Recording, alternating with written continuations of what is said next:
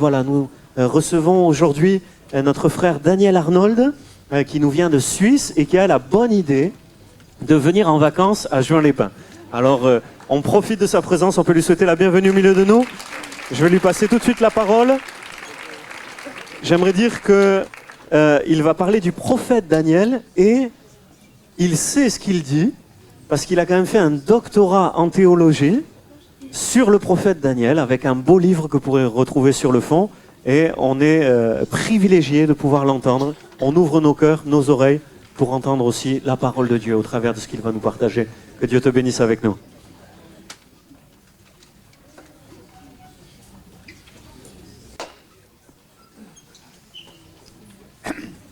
Merci pour ces paroles de bienvenue.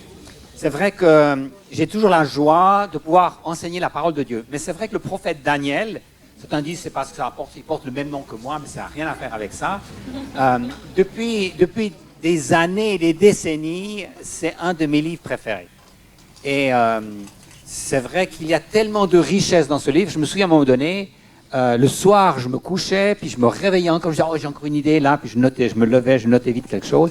À un moment donné, je me suis dit, il faut que j'arrête d'étudier ce livre, j'arriverai plus à dormir. Voyez, c'est plutôt une grâce, à quelque part, quand on découvre toujours davantage les richesses de ce livre. C'est un livre qui est simple et qui est complexe en même temps.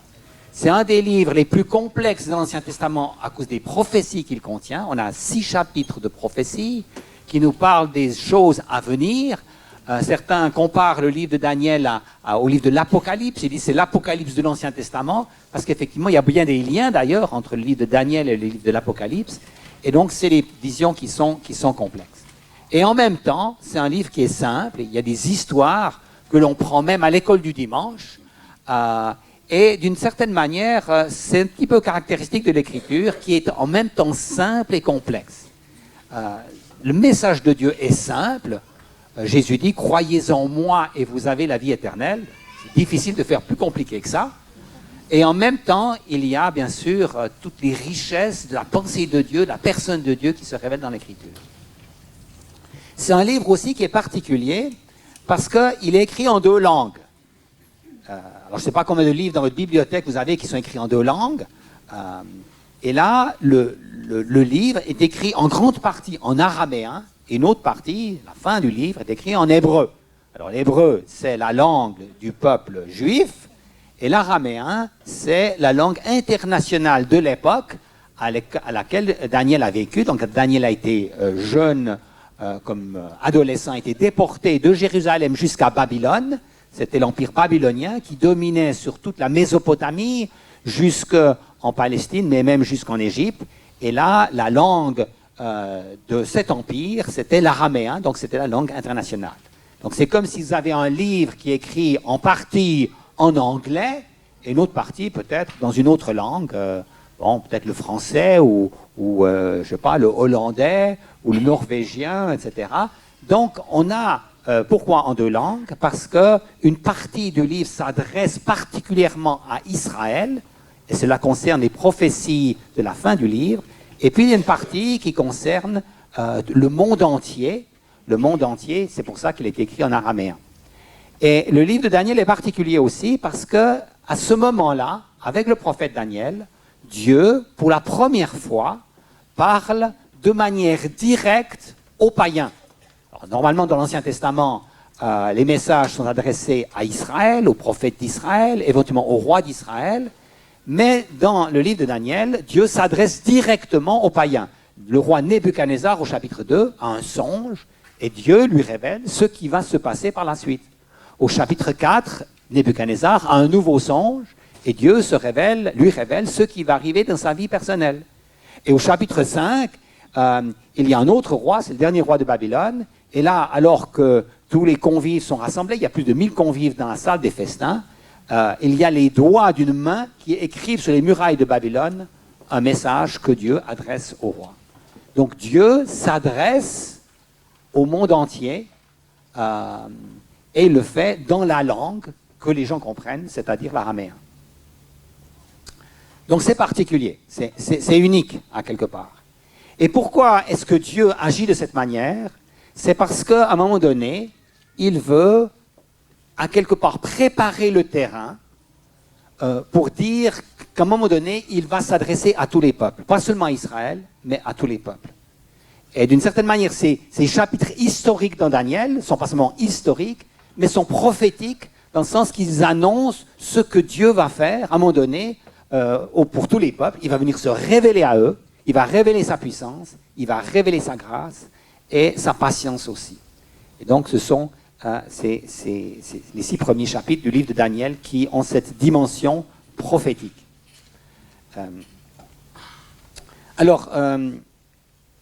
D'ailleurs, Daniel, c'est intéressant parce que au début de sa vie, enfin en tant que jeune adolescent, il est déporté à Babylone. Et qu'est-ce qu'il va faire à Babylone? Eh bien, il va apprendre la langue des Babyloniens pour ensuite expliquer au roi les songes qu'il a reçus. On appelle ça, il fait un travail de missionnaire, à quelque part. C'est-à-dire que Dieu va le transporter dans le royaume de Babylone, et là, il va lui donner 1 année de formation pour apprendre la langue, pour qu'ensuite il puisse expliquer aux païens les messages de Dieu. Et d'une certaine manière, Daniel est comme l'apôtre Paul, qui à un moment donné a été, contre sa volonté, emmené captif dans la capitale à Rome, pour être un témoin de Jésus-Christ à Rome. Et Daniel va être déporté dans la capitale de l'Empire, c'est-à-dire Babylone, pour là être un témoin de Dieu. Donc ça, c'est le livre de Daniel. Maintenant, nous allons nous arrêter. Une chose que je veux encore dire à propos de Babylone, pour qu'on comprenne bien ce que Dieu fait à ce moment-là, c'est que Babylone est appelée aussi Babel. Babylone, c'est la même ville. Dans l'hébreu, c'est le même mot. C'est simplement dans les traductions qu'on a traduit une fois Babel et une fois Babylone. C'est dommage d'ailleurs. Parce que Babylone, c'est plutôt le nom grec qu'on a donné à la ville. Mais c'est la même ville. Alors, quand on pense à Babel, dans le livre de la Genèse, c'est une ville très ancienne, après le déluge, qui, à un moment donné, les hommes habitaient à Babel et ils ont voulu... ils ont désobéi à Dieu et au lieu d'aller peupler le monde entier, ils ont préféré rester sur place, se faire un nom sur la terre, et ils ont construit une tour immense pour essayer, si possible, d'atteindre le ciel et se faire un nom sur la terre. Et Dieu a contrecarré ce projet et il a envoyé la confusion des langues. Donc les gens, à un moment donné, n'arrivaient plus à se comprendre parce que, à partir de là, les uns parlaient en hébreu, d'autres parlaient d'autres langues, etc. Et devant l'incompréhension des uns et des autres, ils ont fini par se séparer et peupler le monde.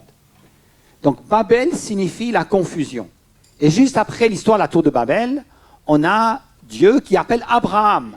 Il appelle un homme particulier, il dit, au travers de cet homme, au travers de sa descendance, de sa famille, j'ai un projet de rédemption qui passe par Israël. Donc, quand on arrive à Daniel, à 600 ans avant Jésus-Christ, c'est au moment où Israël est sous le jugement de Dieu et va être déporté dans les nations. À ce moment-là, Dieu veut montrer à quelque part au monde entier ce qu'il va faire par la suite. Et donc, là où autrefois il avait jeté la confusion, Babel, Dieu va maintenant jeter la lumière de sa révélation. Il va parler au roi par des songes, il va parler au travers de miracles pour montrer sa puissance pour sauver. Alors ce matin, nous allons nous concentrer sur un des récits, qui est un récit facile à comprendre, c'est le chapitre 3 du livre de Daniel. C'est le récit de la fournaise ardente. C'est un récit facile, puisqu'on le prend souvent à l'école du dimanche pour enseigner les enfants. Et nous verrons que ce récit qui est simple, en même temps, il a un message qui est peut-être encore plus profond qu'on avait pensé. Je vais commencer par lire ce texte. Vous verrez que c'est un texte qui contient un certain nombre de répétitions. On répète les choses, comme avec des enfants d'ailleurs, on répète souvent les choses, mais les adultes, ils ont aussi parfois besoin de répétitions, parce qu'à quelque part, on veut être sûr que l'on comprenne bien la leçon. Donc Daniel, chapitre 3. Le roi Nebuchadnezzar fit une statue d'or haute de 60 coudées et large de 6 coudées. Il la dressa dans la province de Doura, dans la province de Babylone. Le roi Nebuchadnezzar fit convoquer les satrapes, les intendants, les gouverneurs, les magistrats, les trésoriers, les juristes, les juges et toutes les autorités des provinces pour qu'ils se rendent à l'inauguration de la statue qu'avait dressée le roi Nebuchadnezzar. Alors les satrapes, les intendants, les gouverneurs, les magistrats, les trésoriers, les juristes, les juges et toutes les autorités de province s'assemblèrent pour l'inauguration de la statue qu'avait dressée le roi Nebuchadnezzar. Ils se placèrent devant la statue qu'avait dressée Nebuchadnezzar. Le héros cria avec force « Voici ce qu'on vous ordonne, peuple, nation, hommes de toute langue.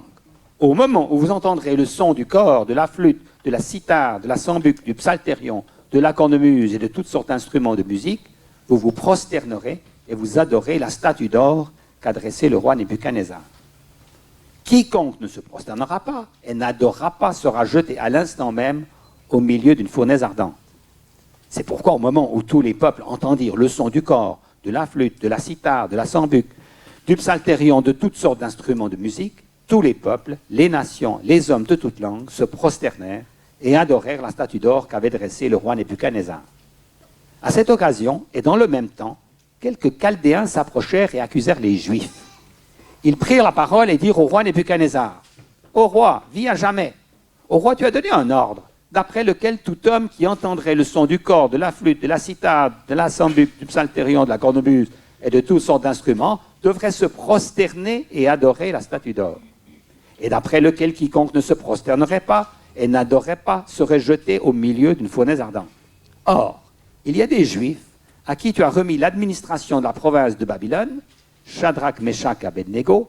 Ces hommes ne tiennent aucun compte de ton ordre, ô roi. Ils ne servent pas tes dieux et n'adorent pas la statue d'or que tu as dressée. » Alors Nebuchadnezzar, irrité, furieux, donna l'ordre d'amener Shadrach, Meshach et Abednego, et ces hommes furent amenés devant le roi.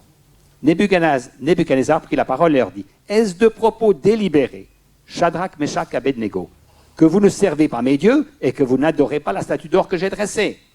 Maintenant, tenez-vous prêts, et au moment où vous entendrez le son du cor, de la flûte, de la cithare, de la sambuc, du psalterion, de la cornemuse et de toutes sortes d'instruments de musique, vous vous prosternerez et vous adorerez la statue que j'ai faite. Si vous ne l'adorez pas, vous serez jeté à l'instant même au milieu d'une fournaise ardente. Et quel est le Dieu qui vous délivrera de ma main? » Shadrach, Meshach et Abednego répliquèrent au roi Nebuchadnezzar, « Nous n'avons pas besoin de te répondre là-dessus. Si cela doit être, notre Dieu que nous servons peut nous délivrer, et il nous délivrera de la fournaise ardente et de ta main, ô roi. Sinon sache, ô roi, que nous ne servirons pas tes dieux et que nous n'adorons pas la statue d'or que tu as dressée. » Alors Nebuchadnezzar fut rempli de fureur, et l'aspect de son visage changea devant Shadrach, Meshach et Abednego. Il prit la parole et ordonna de chauffer la fournaise 7 fois plus qu'il n'était habituel de la chauffer. Puis il commanda à quelques-uns des plus vigoureux soldats de son armée de lier Shadrach, Meshach et Abednego et de les jeter dans la fournaise ardente. Ces hommes furent liés, revêtus de leurs habits et de leurs tuniques, de leurs manteaux et de leurs autres vêtements, et jetés au milieu de la fournaise ardente. À cause de l'ordre du roi qui était sévère, et parce que la fournaise était extraordinairement chauffée, la flamme tua les hommes qui avaient jeté Shadrach, Meshach et Abednego. Et ces 3 hommes, Shadrach, Meshach et Abednego, tombèrent liés au milieu de la fournaise ardente. Alors le roi Nebuchadnezzar fut effrayé et se leva précipitamment. Il prit la parole et dit à ses conseillers, « N'avons-nous pas jeté au milieu du feu 3 hommes liés ?» Ils répondirent, « Au roi, certainement au roi. » Il reprit, « Eh bien, je vois 4 hommes sans lien qui marchent au milieu du feu et qui n'ont pas de mal. Et l'aspect du 4e ressemble à celui d'un fils des dieux. » Puis Nebuchadnezzar s'approcha de l'entrée de la fournaise ardente, prit la parole et dit, « Shadrach, Meshach, Abednego, serviteurs du Dieu très haut, sortez et venez. » Et Shadrach, Meshach et Abednego sortirent du milieu du feu. Les satrapes, les intendants, les gouverneurs et les conseillers du roi s'assemblèrent. Ils virent que le feu n'avait eu aucun pouvoir sur le corps de ces hommes, que les cheveux de leur tête n'avaient pas été brûlés, que leurs habits n'avaient pas été endommagés et que l'odeur du feu ne les avait pas atteints. Nebuchadnezzar prit la parole et dit, « Béni soit le Dieu de Shadrach, de Meshach et d'Abednego, lui qui a envoyé son ange et délivré ses serviteurs. Ils ont eu confiance en lui, ils ont violé l'ordre du roi et livré leur corps plutôt que de servir et d'adorer tout autre Dieu que leur Dieu. Voici maintenant l'ordre que je donne. Tout homme à quelque peuple, nation ou langue qu'il appartienne, qui parlera inconsidérément contre le Dieu de Shadrach, de Meshach et d'Abednego sera mis en pièces et sa maison sera réduite en un tas d'immondices, parce qu'il n'y a aucun autre Dieu qui puisse délivrer comme lui. Après cela, le roi fit prospérer Shadrach, Meshach et Abednego dans la province de Babylone. Voilà, c'est une belle histoire. Hein. Elle est bien dite, on l'écoute volontiers, et le message est clair. Il est clair, Dieu se révèle comme le Dieu tout-puissant qui est capable de sauver de la fournaise ardente.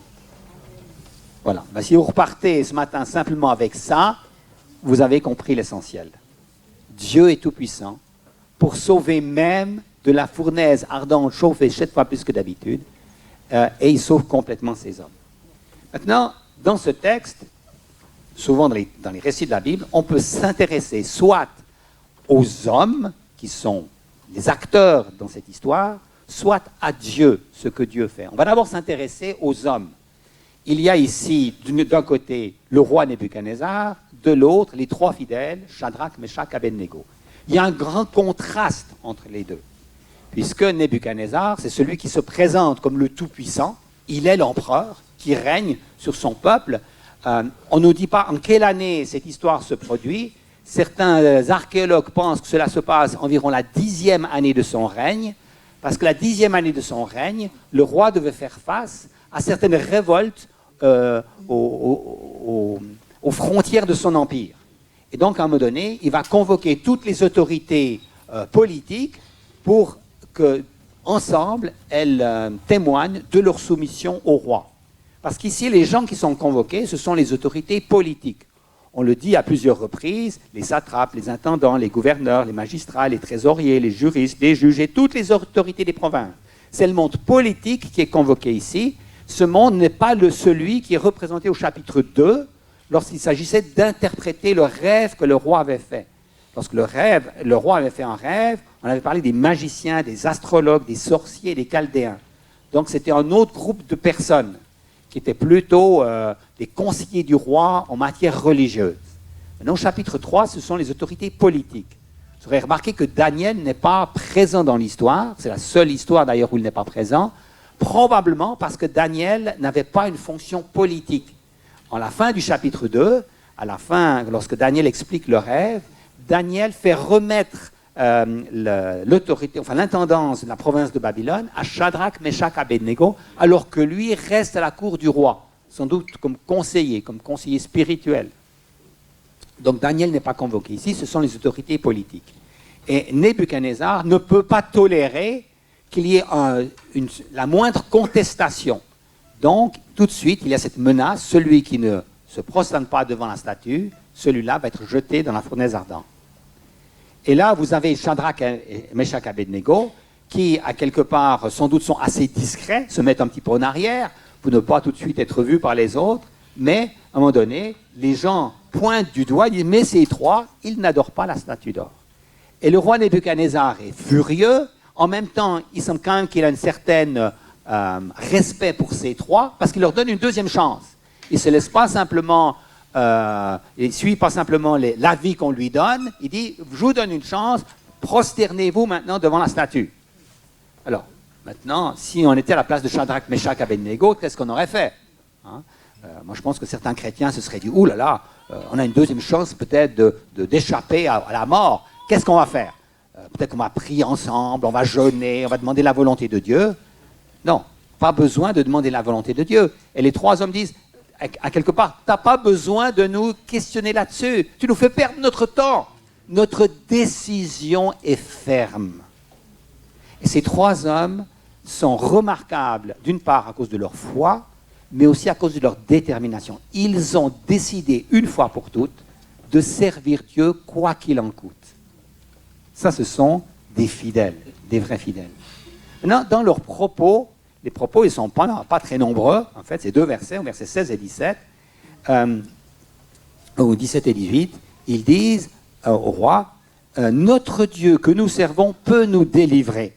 Donc ces 3 hommes sont convaincus, non seulement ils sont consacrés, mais ils sont convaincus que Dieu peut les délivrer de la fournaise ardente. Dieu est tout-puissant.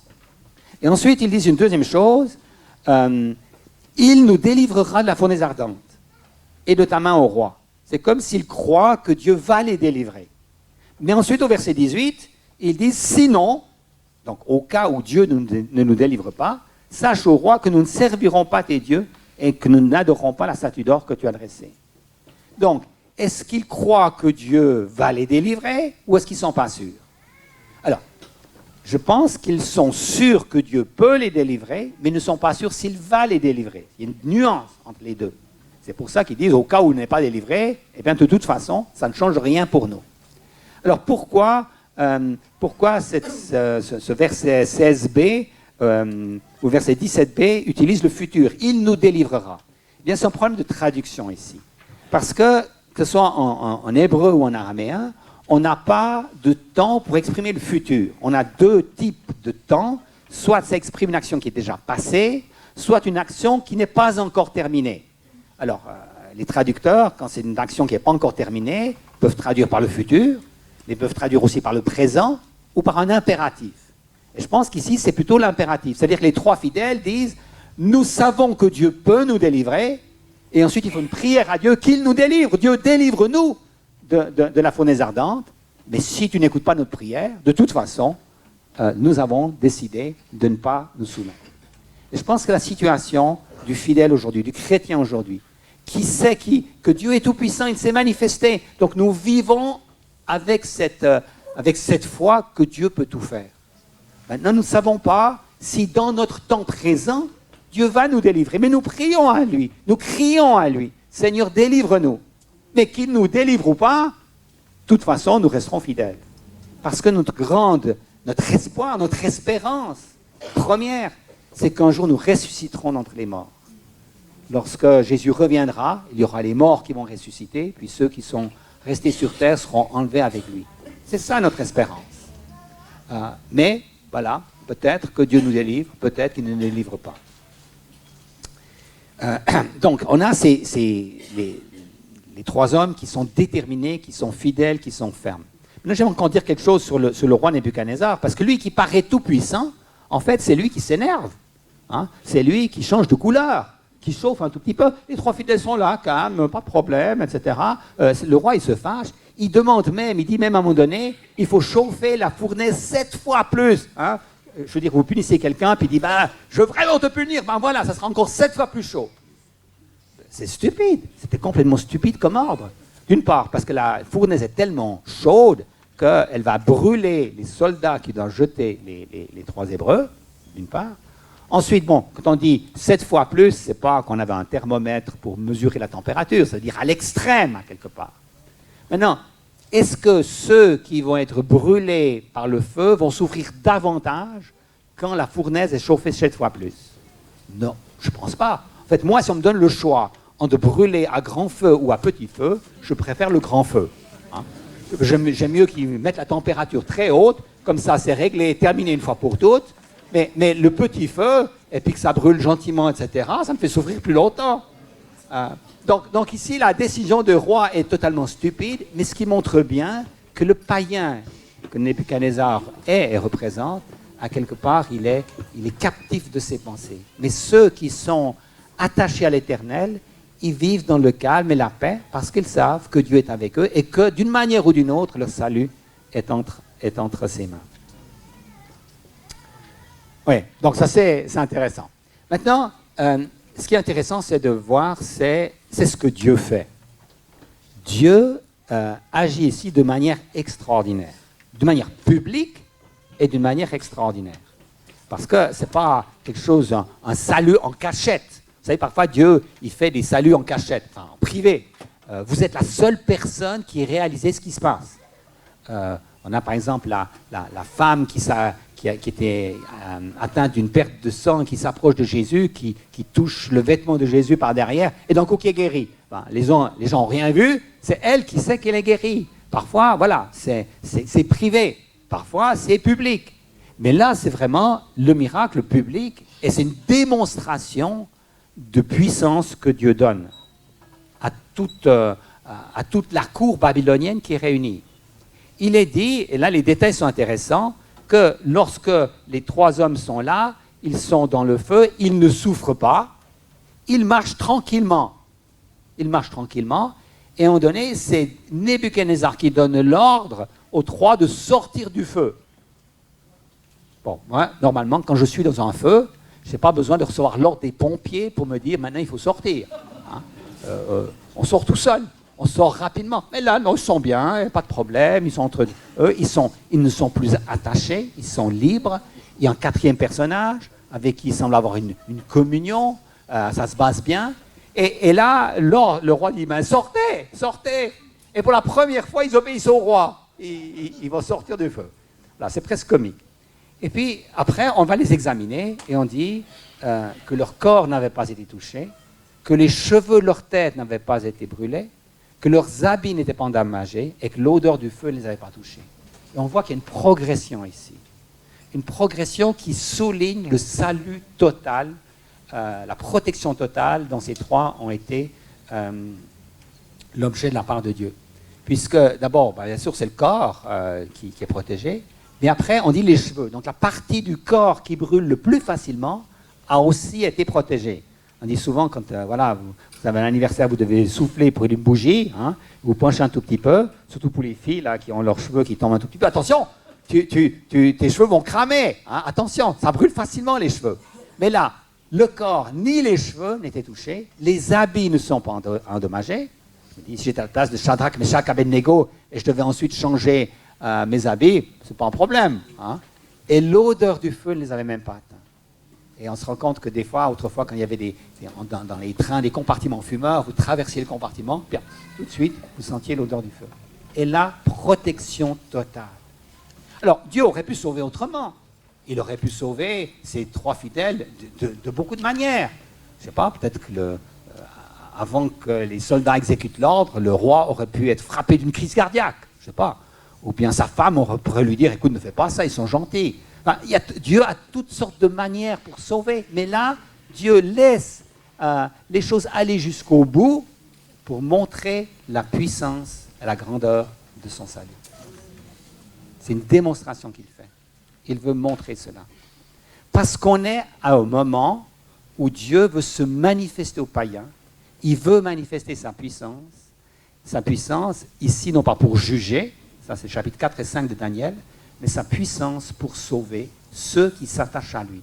Et bien sûr que cela annonce le Nouveau Testament, où Dieu s'adresse au monde entier pour témoigner, pour dire je veux sauver tous les hommes qui s'attachent à moi. Je suis venu dans ce monde pour les libérer de leurs liens, de leurs oppressions, de leurs péchés. Et c'est intéressant que dans ce récit, il y a un quatrième personnage.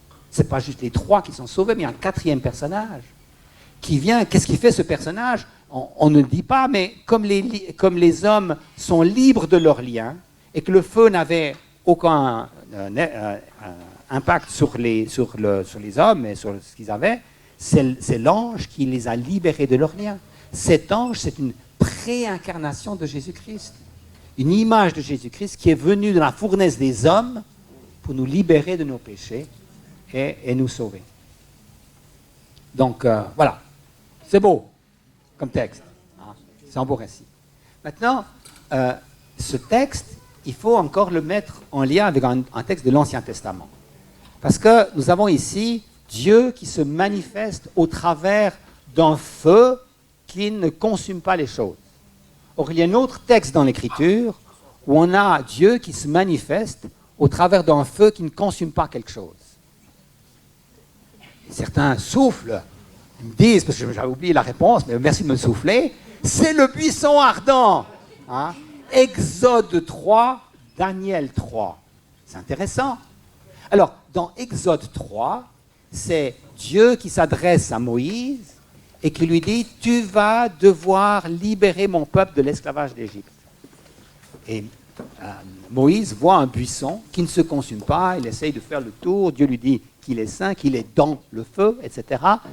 Et Dieu révèle son nom à Moïse et lui dit « Je suis celui qui suis ». Ce qui veut dire « Je suis l'Éternel ».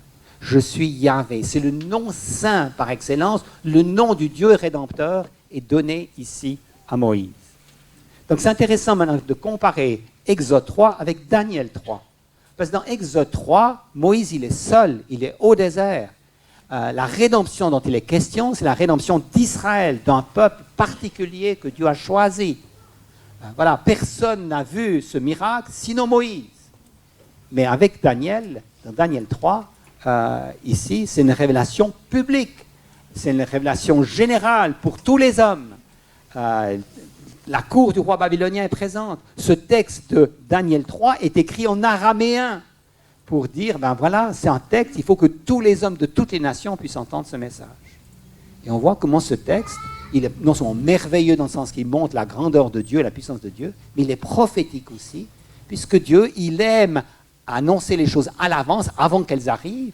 Tout l'Ancien Testament prépare la venue de Jésus-Christ qui est venu dans ce monde.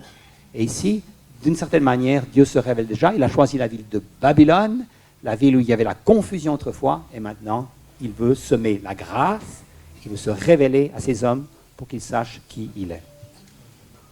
Voilà. On pourrait s'arrêter là, mais je me prends encore quelques minutes, parce qu'il y a une autre histoire dans Daniel qui est pratiquement identique à celle-là. C'est dans Daniel chapitre 6. C'est l'histoire de Daniel et dans la fosse aux lions. Et cette histoire, elle présente exactement les mêmes thèmes que Daniel chapitre 3. On peut même voir au niveau de la structure du livre que ces deux chapitres sont parallèles, se répondent à quelque part. Il y a un écho qui se fait. Chapitre 6 répète la leçon du chapitre 3. Et la question c'est, est-ce que Dieu est capable de sauver un homme de la fosse aux lions? La même question qui est posée. Oui, il est capable de sauver même de la fosse aux lions, de lions qui étaient affamés.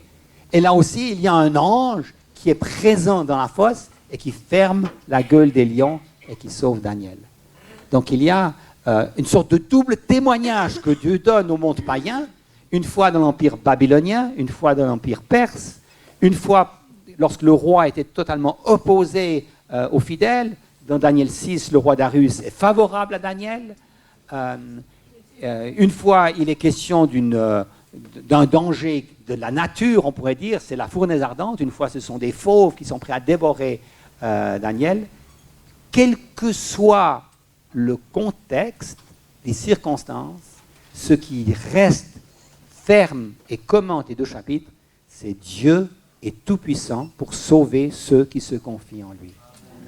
Voilà, c'est ça. Alors, bon, peut-être que vous n'avez jamais été menacé par une fournaise ardente, ni des lions, mais peut-être que vous avez d'autres problèmes. Hein? Peut-être que vous avez votre patron qui est extrêmement fâché contre vous parce que vous êtes chrétien, etc. Bon, s'il est fâché contre vous parce que vous êtes paresseux, c'est autre chose. Mais s'il est fâché contre vous parce que vous êtes chrétien et puis que vous refusez de mentir, de dire des choses qui sont fausses, ben voilà, vous avez peut-être un problème qui est là. Mais Dieu, il est tout-puissant même pour faire quelque chose avec votre patron. Je ne sais pas, peut-être qu'il a une crise cardiaque, peut-être qu'il va partir en vacances, que sais-je. Ce n'est pas à nous de proposer les solutions à Dieu. Nous avons à crier à lui, dire « Seigneur, délivre-nous de cette situation ». Et nous savons que même si la solution qu'on avait imaginée ne se présente pas, de toute façon, nous allons continuer à marcher d'une manière droite, parce que c'est ça ce que nous voulons faire. Nous voulons honorer Dieu de la plus ferme de nos manières. Maintenant, sur Daniel 6, j'aimerais juste encore prendre un détail du texte. On n'a pas le temps de lire tout le récit, mais enfin, beaucoup d'entre vous le connaissez bien.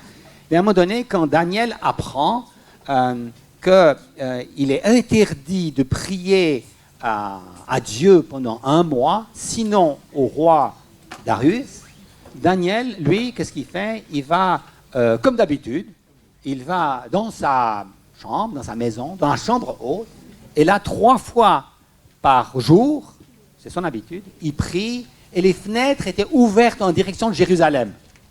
Alors, j'aimerais juste m'arrêter un petit peu sur cette question des fenêtres ouvertes en direction de Jérusalem. Parce que souvent on se dit, ouais, mais si Dieu vous disait, vous n'avez pas le droit de prier à Dieu pendant 1 mois, qu'est-ce que vous faites? Remarquez que c'est différent. Ce n'est pas que vous devez adorer un autre Dieu, mais vous ne devez pas prier à Dieu pendant 1 mois. Vous dites, bon, dans la Bible, il n'y a rien dit qu'on doit prier tous les jours. C'est même pas dit qu'on doit prier tous les mois. C'est dit de ne pas prier à d'autres dieux. Donc, je ne sais pas, on aurait peut-être pu trouver un moyen pour dire, ben, je désobéis pas vraiment à Dieu en ne priant pas. Et les gens disent, oui, mais la loi de Moïse disait de prier tous les jours. Non, elle ne dit pas de prier tous les jours. Mais Daniel se rend compte que, de toute façon, qui prie ou qui ne prie pas, de toute façon, ceux qui ont voué sa destruction, ils vont de toute façon l'accuser devant le roi. Parce qu'il est dit à un moment donné que les gens viennent et ils pénètrent précipitamment dans la maison, montent à l'étage, et puis ils trouvent Daniel en train de prier. Je ne sais pas, j'aurais peut-être verrouillé la porte, et puis de toute façon, depuis le troisième étage, je ne sais pas s'il y avait 3 étages, mais enfin les fenêtres n'étaient pas très grandes, ce n'est pas des baies vitrées. Comment est-ce qu'ils pouvaient voir qu'il y avait Daniel? Ils ne pouvaient pas le voir. Donc de toute façon, les gens avaient déjà résolu qu'ils allaient accuser Daniel d'avoir désobéi, d'avoir enfreint l'ordre de Dieu. Ils vont l'accuser. Donc Daniel, lui, il prie. Et pourquoi est-ce qu'il prie les fenêtres ouvertes en direction de Jérusalem? Voilà, c'est juste ça ce qui m'intéresse. Ce n'est pas le fait que les fenêtres sont ouvertes qui est important ici. C'est qu'elles sont ouvertes vers Jérusalem. Donc à quelque part, Daniel, quand il se tourne vers Jérusalem, c'est pour dire « Je me souviens du Dieu de l'Alliance, qui a fait alliance à Jérusalem. » Même si au moment où Daniel fait cette prière, l'arche de l'Alliance a disparu, Jérusalem est détruite, etc., occupée par les païens, Daniel se tourne vers Jérusalem pour dire « Je continue à faire confiance au Dieu de l'Alliance. » C'est ça ce qui est important. Et nous, quand nous sommes dans une situation difficile, nous sommes appelés à continuer à faire confiance au Dieu de Jésus-Christ. Alors parfois, quand on prie, on aime bien se mettre à genoux. Voilà. Mais ce n'est pas le fait de se mettre à genoux qui va changer quelque chose. Ce n'est pas le fait de se mettre debout, de lever les mains qui va changer quelque chose. Ce qui est important, c'est que dans notre cœur, nous nous tournions vers le Dieu de l'Alliance, vers le Christ qui est mort à la croix sur nos péchés. Et dire, Seigneur, c'est toi qui as versé ton sang pour moi. On l'a chanté tout à l'heure, on a parlé du sang de Christ. Je me tourne vers toi. Ma confiance est en toi et en toi seul. Et 3 fois par jour, régulièrement, c'est vers ce Dieu-là que je vais me tourner et je vais continuer à garder une ligne droite. Que Dieu nous aide à marcher comme Shadrach, Meshach, Abednego, comme le prophète Daniel, à être comme eux, des croyants qui sont prêts à faire confiance à ce Dieu Tout-Puissant. Et je vous garantis que vous ne serez jamais déçus. Amen.